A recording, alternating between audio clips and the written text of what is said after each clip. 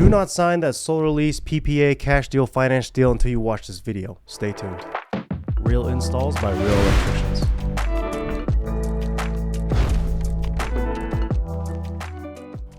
Ever since Trump just signed that bill, everybody is now looking to go solar. Everybody wants to hurry up and get solar on the roof so they can collect their tax credit. I'm here to tell you to watch out. I'm here to tell you to watch yourself, do your due diligence, and do a little bit more research before just going with anybody that knocks on your door or the first company that you see at Costco or wherever you are, Home Depot, right? So, number one on the list is, who is it that you're speaking to? Are you speaking to a sales rep? Are you speaking to a manager? Are you speaking to private individuals that are trying to sell solar and subcontract the work out? Are you talking to a subcontractor? Who is it that you're actually speaking to? This is very, very important because at the end of the day, when something goes wrong, who are you going to call? Are you going to call the sales rep that probably blocked your number? Are you going to call their office manager where the secretary just picks up the phone and says, "Give me your name, number, and we'll get right back to you"? "Oh, I'm sorry, sir. We're booked for like 4 or 5 months out." You know, maybe if you get a call back 4 or 5 months out. So who is it that you're speaking to? So number one thing, if you can get the actual contractor on the phone, that's already a good sign. That means that they're a small, intimate company and the contractors handle everything from day to day. That means that, well, their contractor's license is on the line, their license, bonding, insurance is on the line. Therefore, they're way more involved. Therefore, things are more ethical. Therefore, it's a better bet. Okay, so always be careful of who you're speaking to. If it's a sales rep, just be very wary. Okay, they are trying to do anything and say anything for them to make the sale in order for them to get their money so they can pay their bills and survive. So it's just a matter of who you're speaking to that makes a world's difference. Okay, now on to number two. Number two is, does the company that you choose offer repair and maintenance? Okay, this is a very big one. This is one of the biggest ones on the list. If not, it is the biggest one, because the biggest red flag for a solar company is that they survive off of new installs only. Okay, this is a lot of what big corporations do. They put out the billions of dollars of advertisements, right? They have people with the lanyards, the shirts, the company logo, vans, and everything.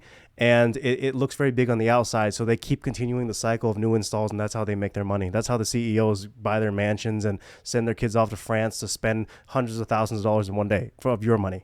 That's how they do it, is new installs only. So if the company doesn't offer real maintenance and repairs, then you already know that's not a real company run by, tradesmen, electrician, such and such, right? You'll never know who the contractor is because they have a contractor's license to be in compliance with the law, but you'll never actually get to speak to whoever the contractor is. Okay, that's just how it works with these big companies. So if the company does not offer repair and maintenance, that's already a really bad sign. You're giving them a new install to keep that company alive. Okay, it's the complete opposite for small companies like us. We will always be around because we have repair and maintenance every single day. A new service call, repair and maintenance, Solar Edge, Enphase, my Fronius inverter's not working. Oh, my DIY setup is messed up because DIY, right? So the biggest sign is repair and maintenance. Just keep that in mind. If you don't give them a new install, they go bankrupt. That's easily how you can tell. Okay, so keep that in mind.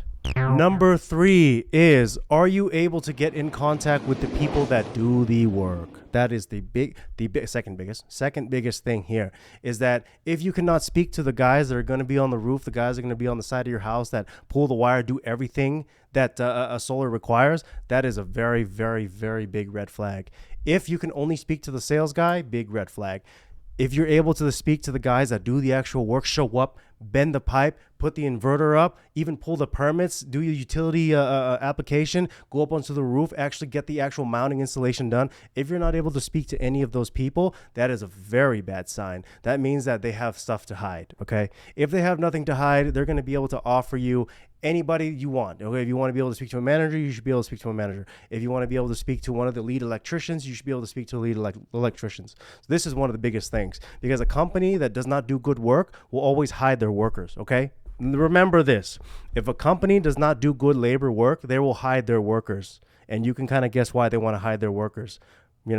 We can already make assumptions why, right? The guy that you sign the contract with, he's a certain type of person. You feel comfortable with that certain type of person to sign the contract with, but then different type of people show up to do the work on your roof. Okay, so just remember that if you cannot get in contact with the people that do the work, that's also another big red flag. Okay, now these three simple things should help weed you out of all this solar craze right now, right? Everybody wanting to get solar right before the year ends because the new tax credit. So with these 3 steps. Who is it that you can speak to? Does the company offer repair and maintenance? And can you speak to the people that do the work? 3 biggest things right here, right? Price. I mean, we can sit around and talk about price all day. Who charges what, right? We can talk about material. You want to talk about REC? You want to talk about Q-cell? It doesn't matter. Solar panels are solar panels, okay? That's kind of what it comes down to. It matters mostly when something goes wrong, are you going to get help? And number 2, are the people actually even qualified to be selling solar and giving you all this stuff that you're going to pay tens of thousands of dollars for, okay? That is the biggest thing. Do your due diligence and reach out if you have any questions. This is Corey with Panda Solar. We'll see you next time. Bye.